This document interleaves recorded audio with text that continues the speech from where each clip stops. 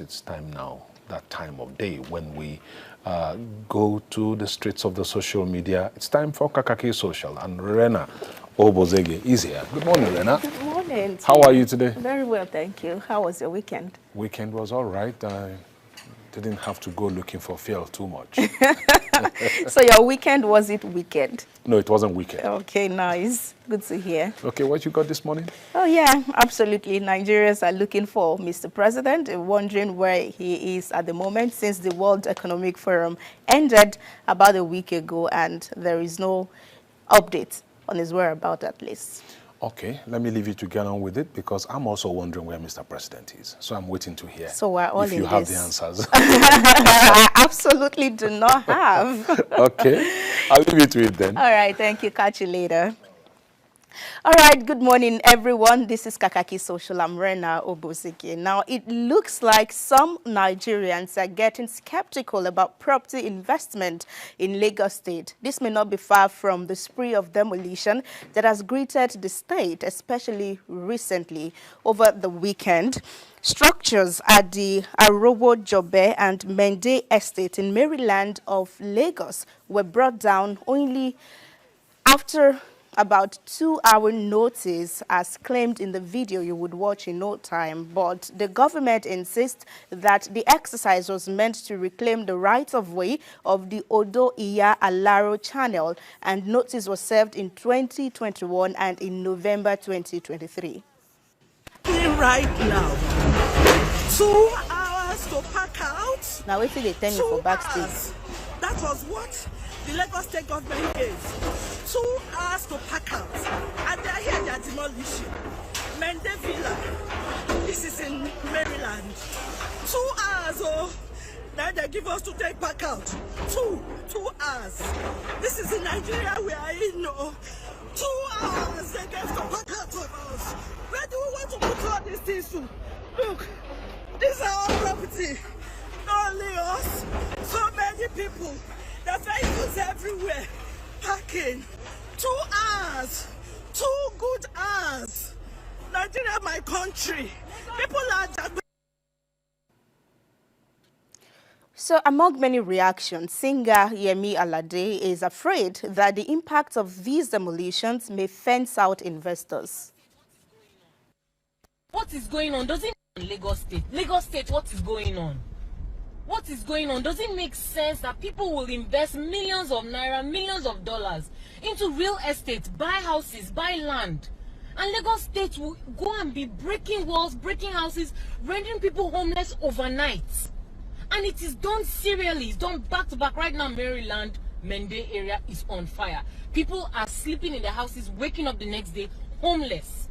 You are ruining the real estate value of the country, ruining the real estate value of Lagos, making people lose trust not only just in the idea of Nigeria, but lose hope entirely in the little coins they've saved to make their life worthwhile, to create some kind of generational wealth.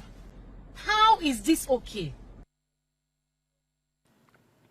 A question right there for concerned authorities. On Instagram is Lajesco, who says, but all these houses, did they do their findings? If the land doesn't belong to the government? If yes, and you have all documents, why can't they sue? And then another user also on Instagram, Babatunde Smith, says, your assertions are rather your personal beliefs. The value of real estate isn't affected by demolition of illegal structures erected on government-reserved lands. In fact, the value of real estate will rather spring up, especially because the government is doing the right thing. If these structures aren't removed for passage of water and waste, won't it cause flood when the rain starts? Questions, questions, questions. More thoughts on this also coming from Instagram is Uche Vocals, who says, the fact that they do not even give people enough time to relocate is so sad. It's like humanity is dead to our leaders. And final thought on this one is coming from I am_D Doctor, who says spending your money recklessly on enjoyment is better than owning a property in Lagos. So maybe not. And let's say or assume that the government is doing all of this for the best of every other person. We do know that, as we hear, that Lagos is overpopulated. Who knows? This might just be one of the means of getting people in their place. Let's move over to more stories. Now, the northern governors who went to Obozeghie is in the abroad, to seek solutions to insecurity in the region are defending their action after continuous dragging on the space of social media. Well, speaking for the 10 of them who were there, the Katsina State Governor, Diko Rada, disclosed that they were invited by the United States Institute of Peace to bring an end to the problems affecting the people of the northern region of Nigeria. Well, in an interview, he says, and I would quote him as he said, 10 governors were in the United States, Washington, D.C., and we had a symposium with the United States Institute of Peace so we can bring about ideas that will end insecurity that is worrying our people and is a major problem to the subnationals, and they carefully chose the governors of the places affected by banditry and kidnapping. He says all of us sat for 3 days and we were able to cross-fertilize ideas and interact with all stakeholders that are involved in bringing about lasting peace and security globally. That's the governor being a spokesman for the 9 others, making 10 of them. Queen B says, hope you people have finally found the solution. And so going forward, no more insecurity should be reported anywhere in the north. And if it does happen, you guys will be held accountable. We are watching. More thoughts on X is coming from Ken, who says the problem is right here in Nigeria, but they are focused on getting ESTA code from foreign trips. They went to the USA to have discussions with themselves using taxpayers' money. Misplaced priority. Well, you never can be too sure. Trips like that, if indeed that was the case, you know, they send prayers to your they send prayers to your inbox. You don't have to do too much. David says, publish communique of the solutions you get or you got from the USA and let your people make their cost-benefit analysis. And final thought on this one too is coming from Oga Mail, who says, nice move. Next port of call should be Ukraine, Gaza, Russia, and Israel to learn from war-torn countries. Tourist governors. Well, we're not fighting in Nigeria, only that our peace can be enhanced. And finally, some netizens have launched a search on Nigeria's President Bola Tinubu, as his last known location is Riyadh, where he was for the World Economic Forum that ended last Monday. Well, in Sahara Reporter's exclusive report, Nigerian presidential aircraft, a Gulfstream Aerospace with President Tinubu on board, arrived Paris, France at about 4 p.m. on Thursday from a London airport, and according to them, it is for medical reasons. Well, regardless, netizens' concern border on Tinubu not officially handing over governance to his vice, Kashim Shettima, before his unannounced private trip. If that is the case, that was the last place on your screen where we had President Tinubu. No update yet, but Ajuringeli, while he was talking to us about World Economic Forum, he said that it will end on Tuesday, on Monday, and it's another Monday. The president is not back. We are not sure where he went to.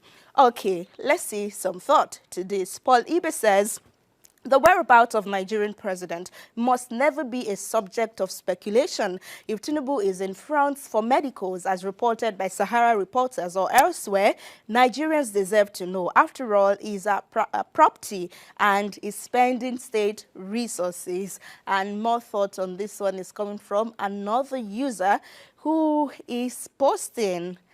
Let's see, as Amone's son, he says he went to charge his batteries. Have they failed to charge? Well, I'm not sure what this is, but more thought from Johnson Chooks Alisi. He says the standard practice worldwide is to let the citizens know and transmit power to the vice. That's why there is a vice. At least Tinubu doesn't have to follow Buhari's example on this, since he says he's following is following Baba Go Slow's legacy. And then also in reaction to this, Avocado, who would be the last response today, says, we are too quick to blame the president for everything in Nigeria. I think to answer this, if I may, maybe because John Maxwell says everything rises and falls on leadership. So that's why your boss takes the glory for the job you do well, and then he takes the batches for the job that you did not do well as well. So Mr. President,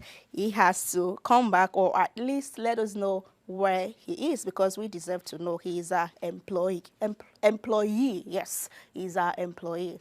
So that's it. That's how we call it a day today on Kakaaki Social. I'll see you again tomorrow. Our WhatsApp number is 0811-5436-670. Thank you. Number.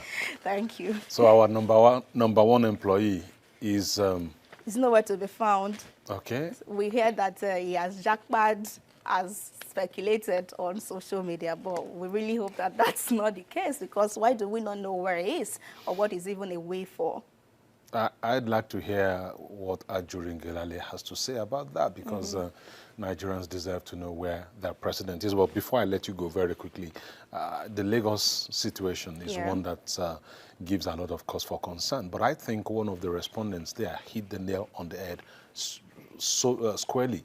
The fact that when you're building, you need to do your research. You need to ensure that you're doing everything right. You're not building on waterways. You're not building on the right of way. You're not building on setbacks on roads. You're not building on pipelines. You're not building on power lines and things like that.